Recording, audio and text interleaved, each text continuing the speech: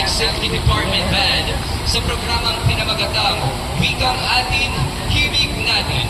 Ito po ay libre at magsisimula sa ilang sandali lamang. Good afternoon, Rizal Park, Luneta.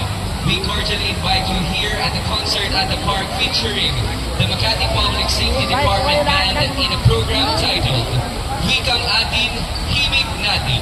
Admission is free and the program will begin in a few minutes.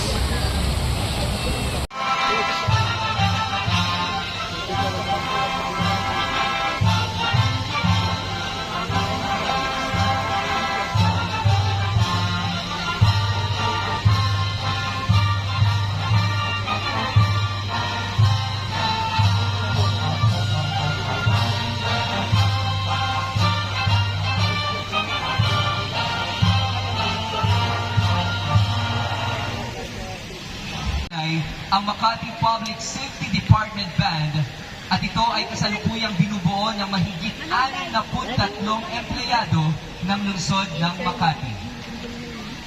Ang grupo ay pinamumunuan ni Maestro Jesse San Miguel kasama ang mga taga-kumpas na sina Ginoong Marlon Palustre at Ginoong Ronaldo Ramirez.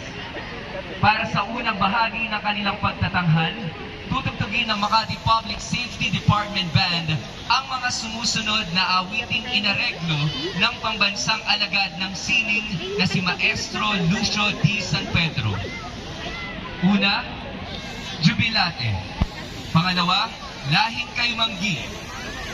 At pangatlo, Dalagang Mahinhin na katatampukan ng clarinet soloist na si Ginoong John Carlos Sison.